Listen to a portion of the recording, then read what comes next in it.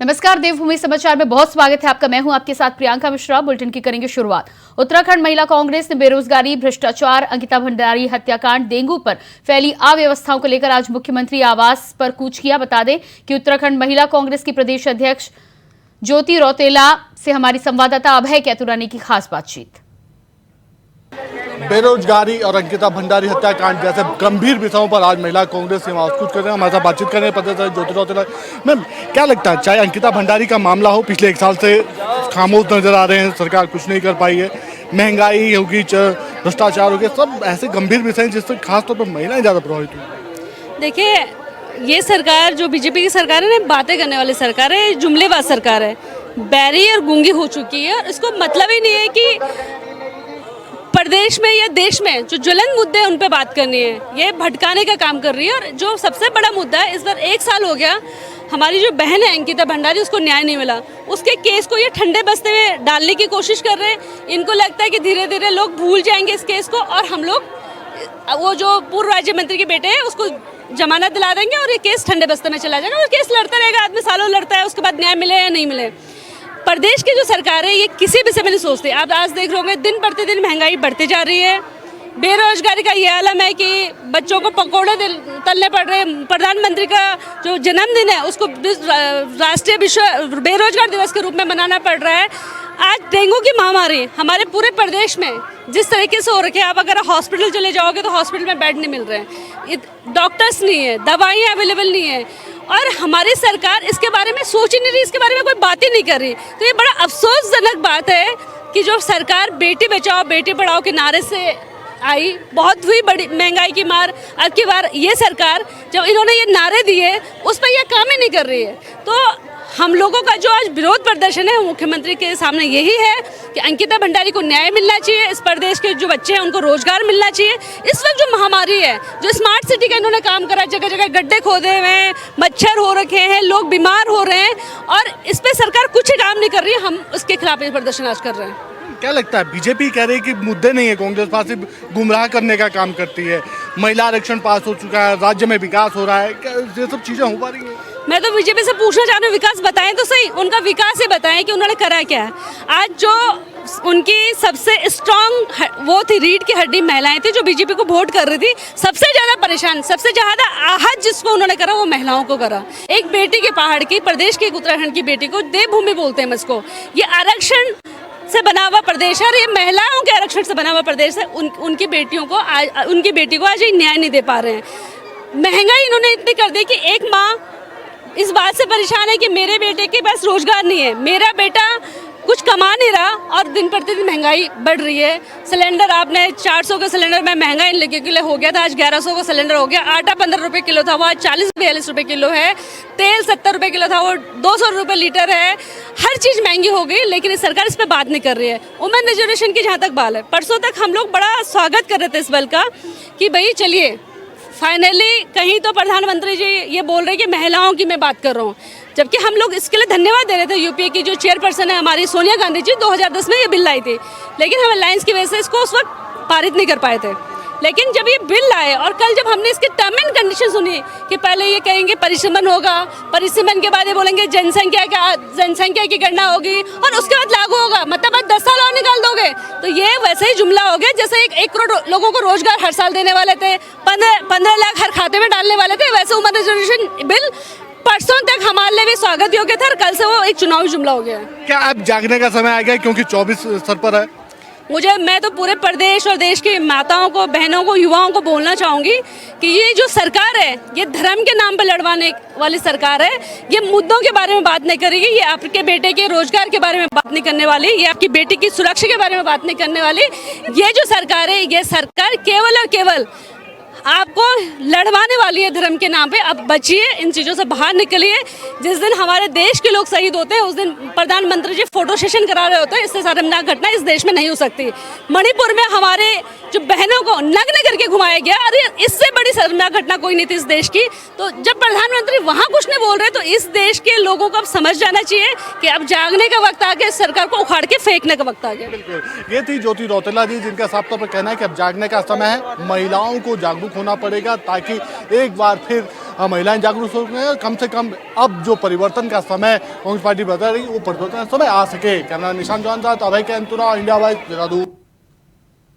चमोली के जोशीमठ विकास खंड में भगनो गांव में कई मकान टूट गए हैं, जमींदोज हो गए हैं, जिसको लेकर ग्रामीणों ने भय के साए में जीने पर उन्हें मजबूर होना पड़ रहा है। तो कहीं उप जिलाधिकारी कुमकुम जोशी ने मंगलवार को भगनो गांव पहुंचकर नुकसान का निरीक्षण किया। आपको बता दें कि निरीक्षण के दौरान उन्होंने ग्रामीणों की समस्याएं सुनी तथा समस्याओं के समाधान करने का भरोसा जताया।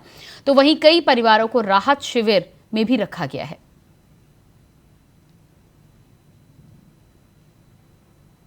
से अभी लगभग 40 से 45 परिवार खतरे की जद में आए हैं। तो खतरे की जद में जो परिवार आए हैं उनमें से पूर्व में भी मेरे द्वारा निरीक्षण किया गया था और 15 से 20 परिवारों को सुरक्षित जगहों पर रखवा दिया गया था।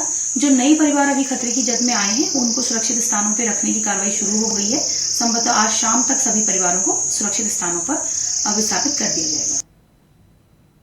मसूरी में शहीद स्थल में बिजली कट जाने की वजह से अंधेरे में डूबा हुआ मसूरी है, जिसको लेकर इंडिया वॉइस ने इस खबर को प्रमुखता से प्रकाशित किया।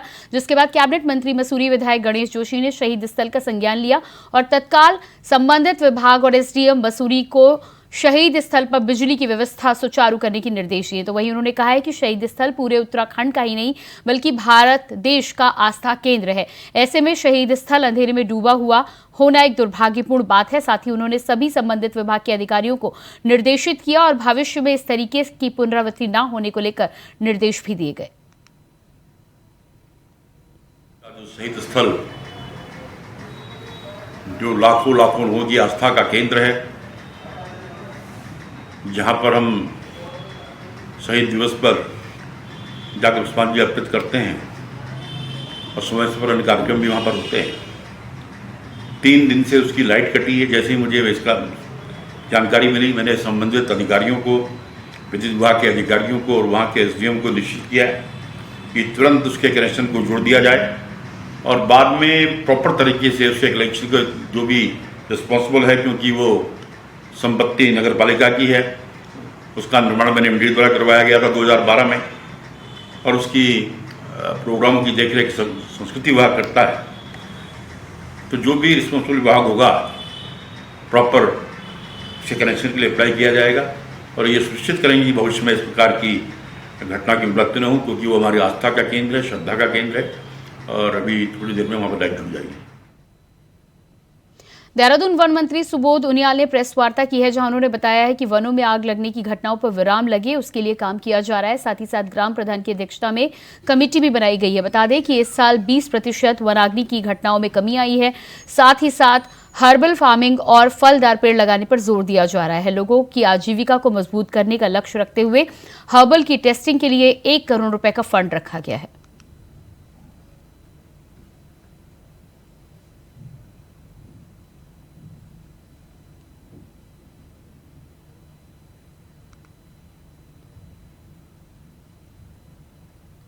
पिथौरागढ़ में राजकीय स्नातकोत्तर विद्यालय बैरीनाग से छात्र समारोह 2022-23 कार्यक्रम का आयोजन किया गया, जिसमें बतौर मुख्य अतिथि के रूप में कैबिनेट मंत्री रेखा आर्य ने प्रतिभाग किया। तो वहीं कार्यक्रम का शुभारंभ दीप प्रज्वलित कर किया गया, जिसके बाद कैबिनेट मंत्री ने कॉलेज में छात्राओं के लिए वेंडिंग मशीन और सैनिटरी नैपकिन लगाने की घोषणा की। साथ ही साथ उन्होंने कहा कि कॉलेज में अन्य जरूरी सुविधाओं को बढ़ाया जाएगा। इस दौरान उत्कृष्ट प्रदर्शन करने वाले छात्रों को सम्मानित भी किया गया।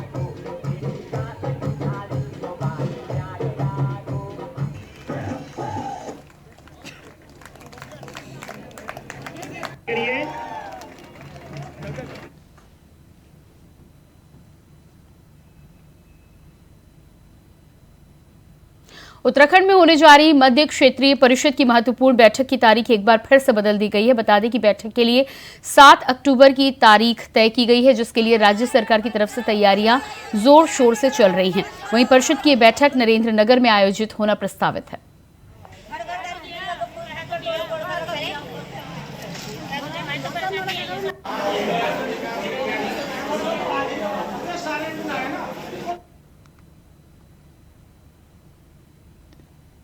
अगली खबर लक्सर से है, जहां लक्सर क्षेत्र के नशा विरोधी महिला संगठन से जुड़ी महिलाओं ने तहसील मुख्यालय पर पहुंचकर क्षेत्र में नशे की बिक्री पर रोक लगाने की मांग को लेकर हंगामा किया है और शिकायत पत्र सौंपा है। आपको बता दें कि संगठन की महिलाओं ने कहा कि लक्सर नगर के अधिकांश मोहल्लों के किशोर और युवा नशे की गिरफ्त में हैं, दिन भर नशे में धुत रहते हैं, नशे के लती बन चुके हैं। ये किशोर और युवा नशा खरीदने के लिए कभी कभी घर के सामान को भी उठाकर बेच देते हैं। तो वहीं संगठन की महिलाओं ने ये भी आरोप लगाया कि क्षेत्र की पुलिस शिकायत करने पर भी कोई ठोस कार्रवाई नहीं करती, जिसके बाद महिलाओं ने नशे के अवैध कारोबार पर अंकुश लगाने की मांग की है।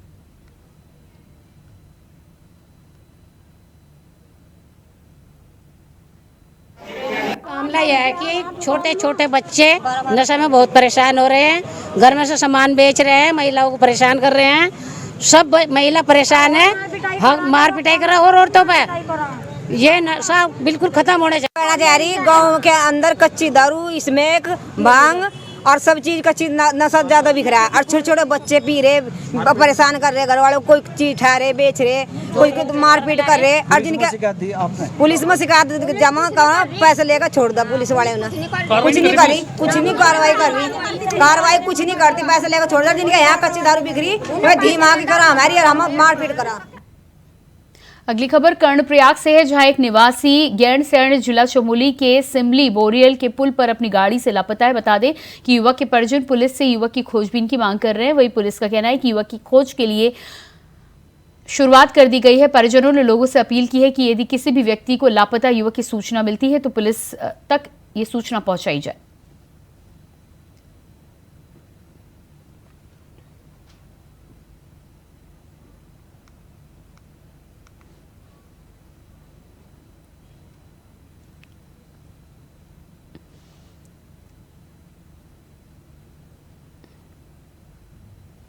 अगली खबर देहरादून से है, जहां सेलाकुई स्थित दून बिजनेस स्कूल में रैगिंग का मामला सामने आया है। बता दें कि रैगिंग बीबीए के सेकेंड ईयर के छात्र के साथ की गई। वहीं पीड़ित छात्र ने इस संबंध में वीडियो जारी कर अपनी बात कही है। वीडियो में साफ तौर पर नजर आ रहा है कि कुछ छात्र दूसरे छात्र को बुरी तरह से पीटते हुए नजर आ रहे हैं। वहीं वीडियो के वायरल होने के बाद दून बिजनेस स्कूल में हंगामा देखने को मिला। ये घटना 2 दिन पहले की बताई जा रही है। एजुकेशनल इंस्टीट्यूट है और ये पूरी जिम्मेदारी है यहाँ के इंस्टीट्यूट की, और जो भी यहाँ चला रहे हैं उनको ये बताना चाहिए कि अगर उनके यहाँ पर कोई इंटरनल डिस्प्यूट है, छात्रों के बीच में कोई इंटरनल डिस्प्यूट से सिलोन ऑर्डर हो सकती है, कोई रैगिंग का इश्यू आ रहा है जो सेंसिटिव होता है, जो बड़ा सेंसेशनल होता है, जिसमें बहुत ही प्रतिबंध नहीं होना चाहिए। तो अगर कहीं भी ऐसी बात अगर वो थाने पर या सीनियर अधिकारी के संज्ञान में लाते तो नेचुरली पुलिस द्वारा जाकर ऐसे छात्रों की काउंसिल भी किया जाता है और एहतियात के तौर पर हम दूसरे पुलिस बल भी लगा सकते थे, लेकिन ये कहीं भी संज्ञान में लिया गया और जब इतना बड़ा हादसा हुआ है तब ये समस्त जानकारी पुलिस के नॉलेज में आई है। उत्तरकाशी में ऊर्जा विभाग की बड़ी लापरवाही सामने आई है। ऊर्जा विभाग ने हरे पेड़ों पर ही बिजली का मीटर लगा दिया, जो खतरे को न्योता दे रहा है। मामला गंगोत्री नेशनल हाईवे के गंगोरी के पास का बताया जा रहा है।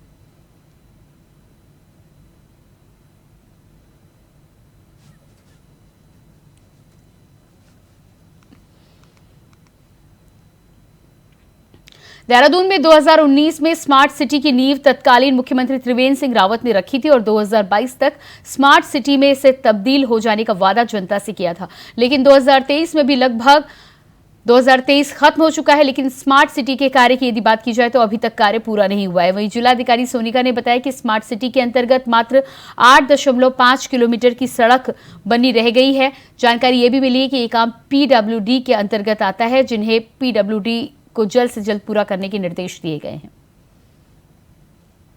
8 किलोमीटर की रोड है हमारी स्मार्ट सिटी की, बस वही कार्य अपूर्ण है आज की तारीख में और उसका कार्य तेजी से चल रहा है। सभी रोड पे आप देखेंगे कार्य चल रहा है।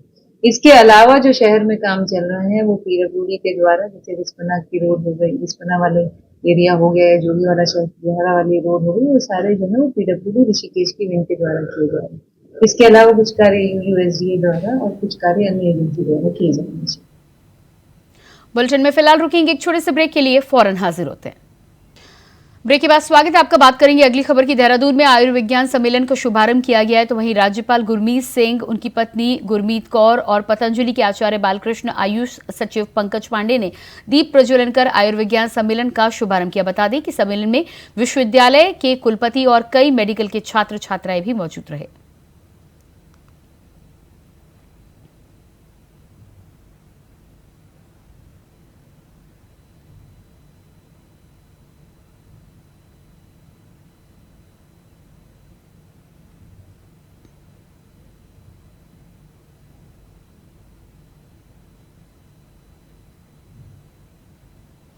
रुड़की के लिबरहेड़ी क्षेत्र में स्टील फैक्ट्री में विस्फोट होने से बड़ा हादसा हो गया, जिसमें तकरीबन 1 दर्जन मजदूर घायल हो गए। आपको बता दें कि मजदूरों की हालत गंभीर बताई जा रही है, तो वहीं घायलों को मुजफ्फरनगर अस्पताल में भर्ती कराया गया है। अंदेशा लगाया जा रहा है कि स्क्रब गलाने के दौरान ज्वलनशील पदार्थ विस्फोटक होने से हादसा हुआ। हालांकि फायर टीम ने कड़ी मशक्कत के बाद आग पर काबू पा लिया है। मौके पर पहुंची फॉरेंसिक टीम जांच में जुट गई है।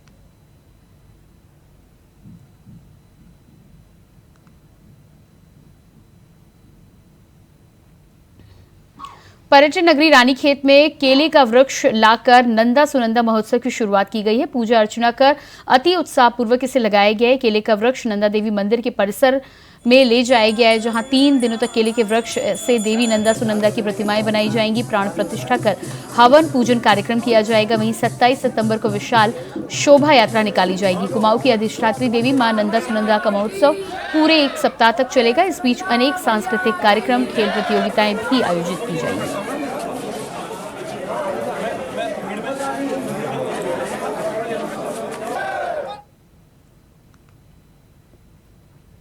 विश्व हिंदू परिषद और बजरंग दल के द्वारा आयोजित शौर्य जागरण मात्रा का कर्णप्रयाग पहुंचने पर विप और बजरंग दल के कार्यकर्ताओं ने भव्य स्वागत किया। इस दौरान विप और बजरंग दल के कार्यकर्ताओं ने नगर में बाइक रैली निकाली। साथ ही कर्णप्रयाग मुख्य बाजार में आयोजित नुक्कड़ सभा में विप और बजरंग दल के कार्यकर्ताओं ने कहा कि सनातन धर्म को बचाने के लिए 130 करोड़ हिंदू आज एक हो चुके हैं। ये अपने बजरंग दल की शौर्य यात्रा निकल रही है। जिस प्रकार से हमारा हिंदू समाज अचेतन है, अचेतन समाज को चेतन करने का कार्य अपने बजरंग दल के द्वारा किया जा रहा है। किसी भी देश की सभ्यता और संस्कृति उस देश के लिए महत्वपूर्ण होती है। किसी भी देश को ख़त्म करना है तो उसकी सभ्यता और संस्कृति को ख़त्म करना है। और विश्व हिंदू परिषद और बजरंग दल अपने उस पुराने गौरव मान सम्मान, अपने उस पूरे हिंदू समाज को जागृत करने का प्रयास इस शौर्य यात्रा के माध्यम से इस पूरे प्रदेश में कर रहे हैं। इस शौर्य जागरण यात्राओं का आयोजन चल रहा है। राम मंदिर की प्राण प्रतिष्ठा जनवरी माह में होने वाली है। बजरंग दल की स्थापना राम मंदिर के लिए ही हुई थी आरंभ में, बाद में अनेक विषय उसमें जुड़े। और अब जबकि राम मंदिर की प्राण प्रतिष्ठा होने वाली है, तो बजरंग दल के द्वारा, चूँकि बजरंग दल की स्थापना के भी 40 साल हो गए हैं, विश्व हिंदू परिषद की स्थापना के 60 साल हुए हैं, तो पूरे देश में ऐसी यात्रा निकाली जा रही है। स्वास्थ्य मंत्री धन सिंह रावत दून अस्पताल पहुंचे, जहां उन्होंने मेडिकल कॉलेज में नए जन औषधि केंद्र का उद्घाटन किया। इस दौरान स्वास्थ्य विभाग से जुड़े तमाम आला अधिकारी इस मौके पर मौजूद रहे। जन औषधि केंद्र के माध्यम से जेनेरिक दवाइयां सस्ती दरों पर मरीजों को उपलब्ध कराई जाएंगी।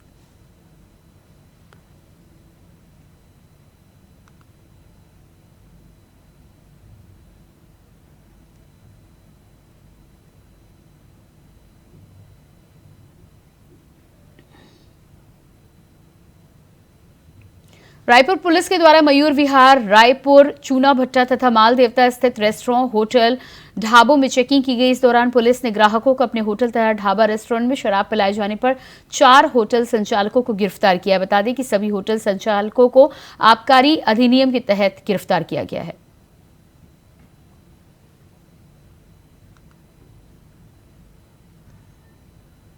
सेलाकुई स्थित दून बिजनेस स्कूल में रैगिंग का मामला सामने आया है। बता दें कि पीड़ित छात्र ने इस संबंध में वीडियो जारी कर अपनी व्यथा सुनाई है। बता दें कि रैगिंग बीबीए के द्वितीय वर्ष के छात्र के साथ की गई। सीनियर छात्रों ने युवक को इतना पीटा कि उसके शरीर पर नीले निशान पड़ गए। ये घटना 2 दिन पहले की बताई जा रही है। साथ ही छात्र ने इस संबंध में जब प्रबंधन से शिकायत की तो कॉलेज प्रबंधन ने आरोपी छात्र के साथ ही साथ पीड़ित पर भी कार्रवाई कर दी। रैगिंग करने वाले छात्रों को 30 दिन के लिए, जबकि उसे बचाने वाले छात्रों को 21 दिन के लिए कॉलेज से निष्कासित किया गया है। इससे गुस्साए छात्रों ने मंगलवार की रात को कॉलेज परिसर में हंगामा किया।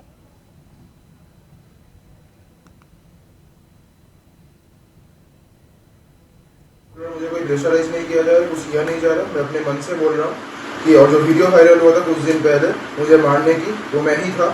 और मैं ये बात बोल रहा हूँ कि कॉलेज वालों ने मुझे 21 दिन के लिए सस्पेंड किया है बिना मेरा कोई गलती के, और उन लोगों को भी 30 दिन के लिए सस्पेंड किया। उन लोगों के अलावा खास कुछ एक्शन लिया नहीं गया है। और उन लोगों को सिर्फ और हमको 21 दिन का, उन लोगों को 30 दिन का, मतलब इसका कोई मतलब नहीं होता। जो हुआ है हम लोगों के साथ गलत हुआ है।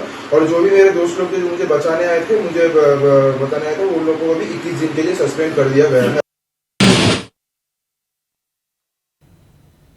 तो ये तस्वीरें आप देख पा रहे हैं, देहरादून की तस्वीरें। इस पूरे मामले में पीड़ित छात्र का वीडियो अब सामने आया है। पहले वायरल वीडियो सामने आया था जिसमें पीड़ित छात्र को मारते हुए, रैगिंग करते हुए छात्र यहाँ पर नजर आ रहे हैं। इस पूरे मामले में कॉलेज प्रबंधन के फैसले को लेकर सवाल उठाए जा रहे हैं। छात्रों का साफ तौर पर कहना है कि यहाँ पर कॉलेज प्रबंधन ने न्याय नहीं किया है। तमाम जो छात्र जिनको रैगिंग के लिए कॉलेज के संचालकों को सजा देनी चाहिए थी, उनके साथ ही साथ पीड़ित छात्र को भी यहाँ सजा सुनाई गई है। उत्तराखंड राज्य गठन के 23 सालों में उत्तराखंड के अलग अलग थानों में अब तक 37,000 लोगों की गुमशुदगी की रिपोर्ट दर्ज हो चुकी है, जिनमें करीब 10,500 केवल नाबालिग बच्चे हैं, 5,500 लड़के और करीब 4,900 बालिकाएं हैं। इन सभी मामलों में पुलिस अभी तक 32,000 लोगों की ही तलाश कर पाई है। फिलहाल करीब 5,000 से ज्यादा लोग प्रदेश में मिसिंग बताए जा रहे हैं, जिसको लेकर डीजीपी अशोक कुमार ने ऑपरेशन स्माइल चलाया है। बता दें कि 2 महीने तक चलने वाले इस अभियान में सभी गुमशुदा लोगों को ढूंढने का प्रयास किया जाएगा, जिसके लिए ज्यादातर जिलों में 26 से अधिक टीमों का गठन किया गया है।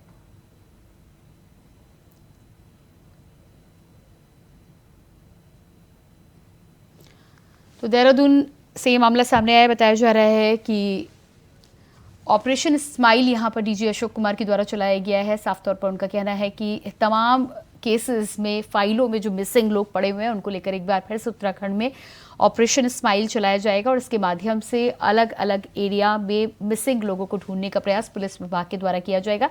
इसके लिए आपको बता दें कि लगभग 26 से अधिक टीमों का गठन पुलिस विभाग ने किया है।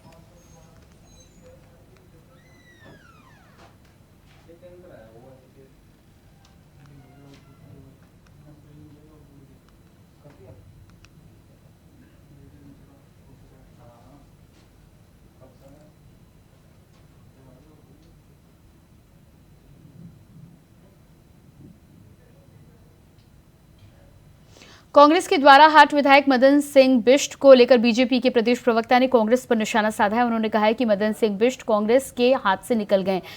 जवाब तलब करने को लेकर कांग्रेस का कहना है कि ये प्रदेश नेतृत्व के स्तर का मामला नहीं है, इस पर पार्टी आला कमान ही निर्णय लेगा। तो वहीं दूसरी तरफ इस मामले में देवेंद्र यादव ने एक पत्र लिखकर मामले की जांच कराने की बात की है। इस पर बीजेपी ने कांग्रेस पर हमला बोलते हुए कहा कि कांग्रेस गुटबाजी में बंधी हुई पार्टी है, कोई भी किसी गुट का है तो कोई किसी गुट का, इसलिए प्रदेश कांग्रेस निर्णय लेने में असमर्थ नजर आ रही है।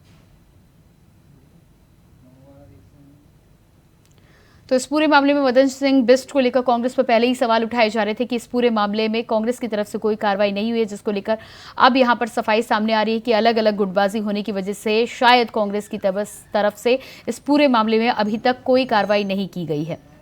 और इसी के साथ फिलहाल देवभूमि समाचार में इतना ही। खबरों के लिए बने रहिए इंडिया वॉइस के साथ। नमस्कार।